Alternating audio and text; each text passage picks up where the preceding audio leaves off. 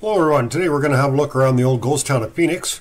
Phoenix was the largest ghost town ever in British Columbia. There was up to about 4,000 or 5,000 people living there at one time. It was a big copper producer, the biggest mine in BC, a copper mine at the time. And it shut down in about 1920 when the ore started to run out and the prices were low. Above Victoria Shaft there, you can see there, that whole area was all Phoenix, all the way up to that other pond there. And then we see where it says Ironsides there. Those were mines. It was all a tunnel operation at that point. Nob Hill and the old Ironsides were big mines. And they had 37 kilometers of tunnels there at one time. Most of it was destroyed when they started mining in the 50s there. But there's still quite an extensive network of tunnels today. If you see that little pond here right there, if you go up there from the snowshoe mine and into the gold drop, there's a pretty extensive network of tunnels going to all these other places that you see here, and they're all kind of marked underground as to where the tunnels go there. So it's pretty interesting to see. There's mine cars underground, and there's areas that are frozen and lakes, and quite a bit of abandoned stuff underneath there. Large stopes. Some of them are caved in. There's some hazards in there. The stopes are designed to cave in over time, so a little bit of hazardous there if you're not careful in the area. Some of these other mines aren't connected to those and haven't been to them. But anyway, so we'll just show you the title for the show here, and then we're going to jump in a 206 helicopter and we'll go up and have a look.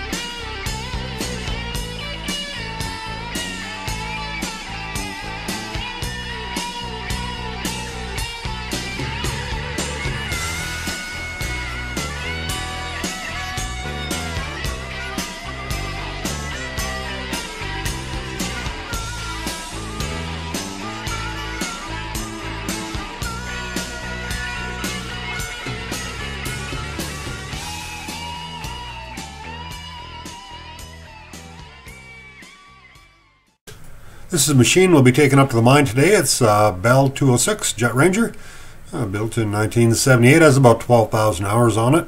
It's owned by Bill Gillespie here from Grand Parks, and our pilot today is Ben Peach, my neighbor, and taking us up to the mine.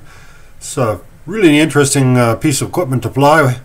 It'll go from 0 to 80 miles an hour or so, so you can hover over any area where you want to have a good look at. Quite expensive to operate. The maintenance is pretty high on these things.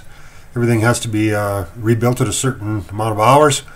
If you own this machine, it would probably cost you about $300 to $400 per hour to run it. So it's quite expensive compared to an ultralight, but doing a good job for us today.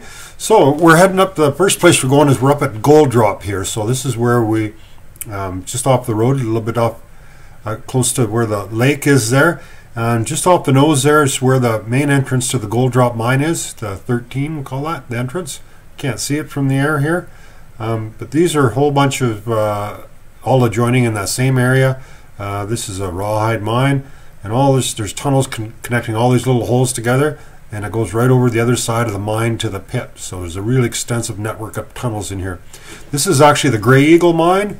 It's not connected to the Gold Drop mine. There's a shaft in here somewhere. Haven't found it yet. We're still exploring all this stuff here, and underneath there's the War Eagle is here. There are a couple other mines.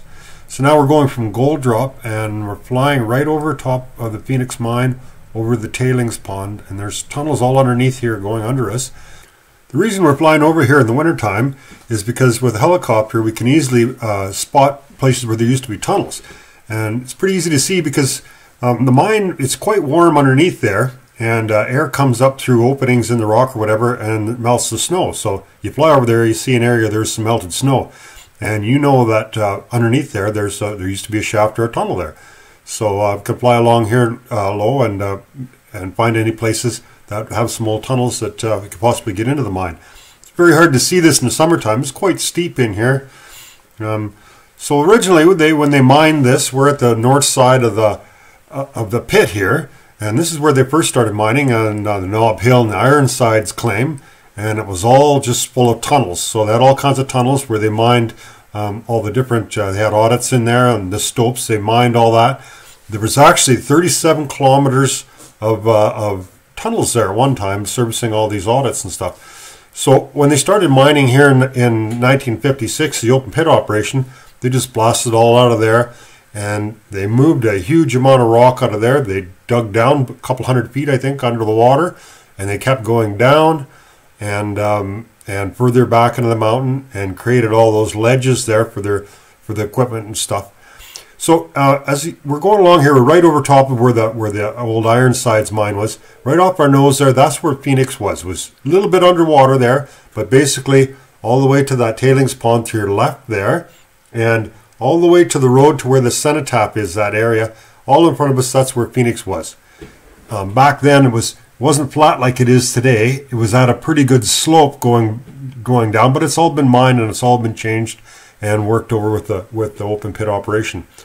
Right in front of us is actually where the Victoria shaft would have been. That's the mine there. So here we're just going along slow, looking for some openings and stuff. And this is pretty steep country in here, and we can see tunnels and stuff that are coming out against the wall. From the tunnel actually went from Gold Drop, and we followed all the way to the Victoria, the mine right across the pit here. So I've been looking at some of this stuff. And it's just a massive operation here. The amount of material that was moved here really is stunning, how much they moved over the years here. Who owns Phoenix today? Well, that's pretty complicated. There's, like any other town, there's it's all original lots. There's dozens of owners, hundreds of lots there. And there's right-of-ways and streets. You can walk down them like any other street in BC. A lot of lots and stuff, people haven't paid taxes, but the government hasn't gotten back and got title to them because they're not worth much. This is an original map drawn back in 1911. It's very helpful. It tells us exactly where the town site was, where all the buildings were.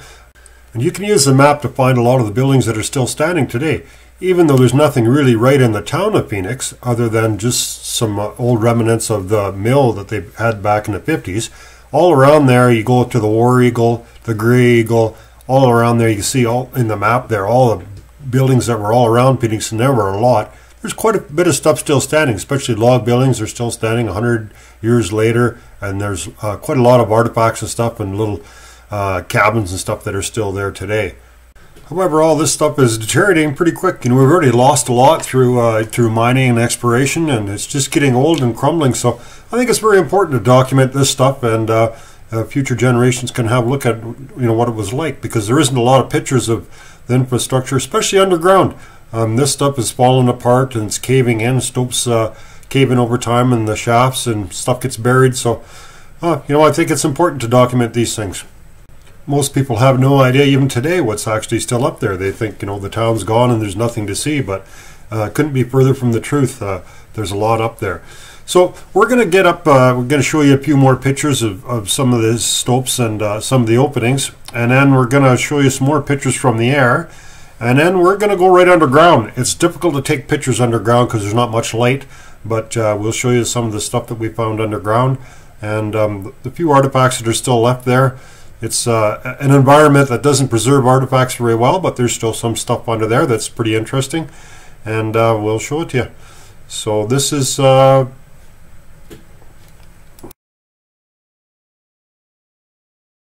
what you're seeing is stopes that come right up to the surface. So they've mined all this area up, and the way they did that is they built railways underneath that, and then they just push the materials down chutes that they build onto the railways and then out.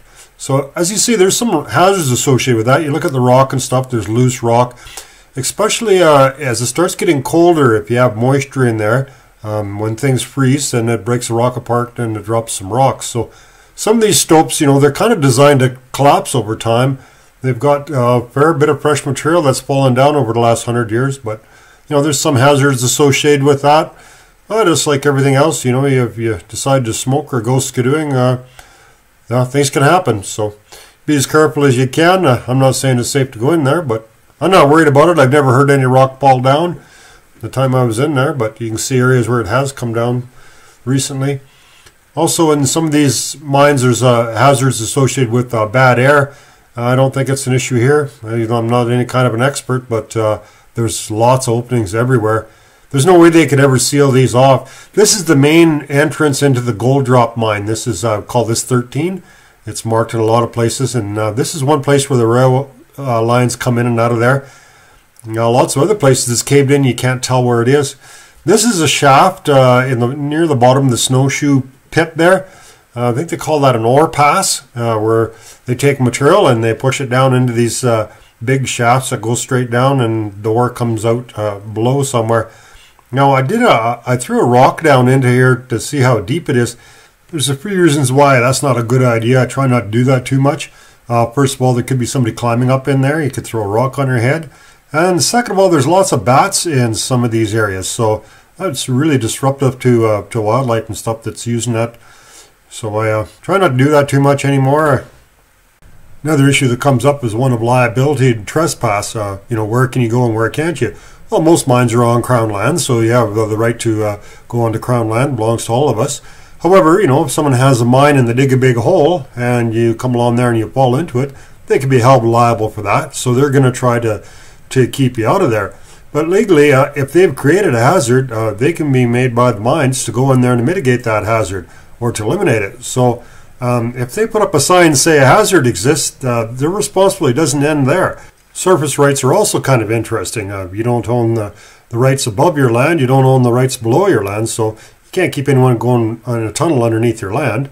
You can keep them from accessing a tunnel if it happens to be on your land. But, you know, a lot of these mines areas, it's pretty hard to tell who owns the land, and there's various easements and stuff in there, so it's all pretty complicated.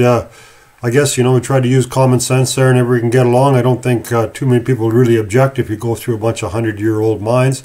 However, I don't think you should complain if you get hurt. Any reasonable person would know that there's hazards exist and you should accept them. That's one thing about this country, there's no shortage of mines. So we're just going to mix up some clips from summer and winter here. So now we're taking up over the mine here. We're just going over some of the big glory holes that you see coming up from the Lone Star Road, heading over towards the pit. All those holes there actually go right to the pit underground, all underneath all these tailings here. Right out, there's all tunnels all in through here and through the whole thing there. So we're coming up to where the town site was there, just on the other side of the lake there. That's where the town site was, a little bit more to the left. The Victoria mine was right below us there, and the town site's there. And as we start coming up over, there's kind of a little bit of a knoll on your left, and just across from there you see the spot there, and that's where the Cenotaph is there. And there's a tailing pond behind that, which actually breached at one time, and they had a problem with the breach and it flooded part of Greenwood. So then they rebuilt it all, and there's quite a bit of the town right there under us, and that got destroyed when they rebuilt the tailings pond. This waste rock here was piled there over 100 years ago, and they've never mined underneath there. That's just piles of waste rock. On the left side, that's where they kept chewing into the mountain there, and that's where the Ironsides and the Knob Hill mine was there. And so now we're coming up over, coming up towards the Grey Eagle and the War Eagle. You see them there, just below us there. That's the War Eagle right there, Grey Eagle there. Don't want to push it too close. Nobody wants to hit a rock wall. So we're going to swing back around the same way we did, a little bit more from the south than these to some of the glory holes here. So these glory holes are all just the top of stopes that they mined, and they're all interconnected here. So we're over the Rawhide here, and then now we're going to move over to the gold drop, and then the snowshoes there. There was other mines underneath these waste rock here that were buried. I don't remember what they were called. Closer to Victoria here. There's another couple of mines here. The road to the right there goes to Grand Forks. As we carry on, the Cenotaph is there. And then there's the Brooklyn and the Stem Winder mines are underneath us. And the town more to the left of us here. And we'll swing back. Well, that's what aviation is all about. You just keep pushing the limits. A little at a time, not too far. And get a little better at what you're doing. Right into the sun here. 101 CRJ 200 just over the Grand Forks NDB. At 6,000 feet, climbing to 6,500 feet, proceeding north-westbound, selecting traffic NavCan 101 on 123.2. So we're going to come back around a little lower this time. It's kind of tricky when you're flying low over this area because it's pretty tight in there, and it's quite a difference in the air currents and stuff because the rock gets heated up on the sunny side, not on the dark side, so it makes it kind of bumpy. So when you're pulling in tight into something like that and it's bumpy and rough and you're having to swing around there, it takes a little bit of practice to get good at it, and you don't want to push it too far. So, but it's pretty interesting getting in close up over this and seeing what these mines are like. There's a little trail below us you can see there. I'd like to kind of look at that a little bit better. And here we come over these glory holes again here. This is the Monarch mine here underneath us. And then we'll be over into H2 and the BH, the one called BH. And coming up back over to the Rawhide Mine. And in the background is the pit there, the snowshoe pit where the lake is. We usually park there. Alright, so we're going to take one last pass over the mine here, and then we're going to go underground there, and we'll have a look, some pictures and stuff I sent underground, and we'll show you some of the stuff that we found under there. So this is the one last pass over the pit here, and just another look at all these glory holes and stuff. We're over Gold Drop, and then we're heading over to Rawhide, and then the Arch is there, and then BH, and the last one is Monarch, and we're right over top of the mine here. And here we're coming back the way we just came for one more quick little look there before we go underground. So put on your boots and your hard hat, and we'll see you underground. Not sure who's responsible for the artwork, but the arrow is mine. I found out that a GPS doesn't work underground, but a compass on an iPhone works just fine. This is a chute that is built on a slope there above railway tracks, and then they just put the car or cars under there and just shoveled her on there. Slid it down the chutes. Pretty easy way to load it by hand. And this is a pretty big tunnel there. There's electric lines going in there. They run big trains in there. And this was an old tunnel that was caved in, and we shoveled it out, and we were able to get in and out of this tunnel here. There's quite a difference in these cars. They really vary in size from small cars that you just push by hand, or maybe mules or something back in the 1800s. To railways that have big electric engines that actually pull quite large cars. This is actually a pretty small mine car, and here's a track switch here. They switch the cars from one track to another. Yeah, this is the Gold Drop mine. This entrance to the Gold Drop mine. Not sure why it says 13 on it, but that's one of the main entrances. I don't know if this is pyrites or gold, but it belongs to the mine. We don't touch that kind of stuff. Just leave it alone. This is a rat. See them around now and again. They live in total darkness. Doesn't seem to bother them all, I guess. I don't know how they find their way around. You're inside a stope, and the light's not good there. We can see all the dust on top of the rocks. Now these are rocks that are falling off the ceiling, which is quite high here over time. I guess frost. And this is actually just quite a newer rock that fell off. Some places, there's lots of dust on there, so it's been a long time since anything fell down. And some of these are quite large rocks, they're the size of a car or something, So definitely a hazard of being under there. Over time they do fall. I've never heard anything fall, but I can imagine on some of these, when some of these big rocks fall, it must make a heck of a noise under there, and maybe it starts off a chain reaction that makes a bunch of other stuff fall. So I try to stay, kind of close to the edges of the stopes, and you're less likely to get hit by something. But I guess if your time's up, your time's up.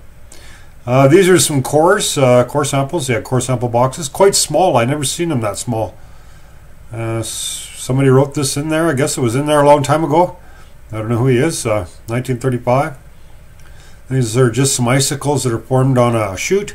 As it got colder, you know, there's lots of water dripping in there. It gets a little colder and it freezes. And I guess this is for the miners or something, put their boots or something near there. This is an old staircase and a barrel. Now this stuff is really rotten. As soon as you walk on there, they just completely crumble. You know, it looks good there, but you can't walk up them at all. They're really rotten. This barrel's in good shape. It's near a great big pool that's underground, a large pool. I don't know where it goes.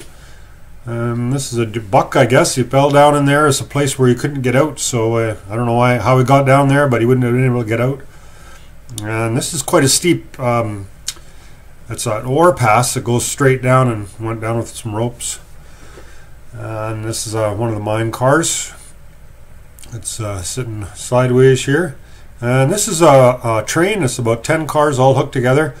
And they're quite large, as you can see by the size of them. They would have to have a Loki to pull them. And these are a bunch of bats. Found one area that had a lot of bats in it, and we put some bat loggers in there for the Kootenai Bat Project. They're having quite a problem with these bats dying off, so we don't go in there at all anymore, and we just have monitors set in there and try not to disturb these bats at all. They're Townsend big-eared bats is what they are, so you do see them flying around in some of the warmer areas. Even in the middle of winter, they do move around a little bit. But we try not to disturb them because it uses up their energy and be detrimental to them in the wintertime. These bats, they don't, they just kind of hibernate there.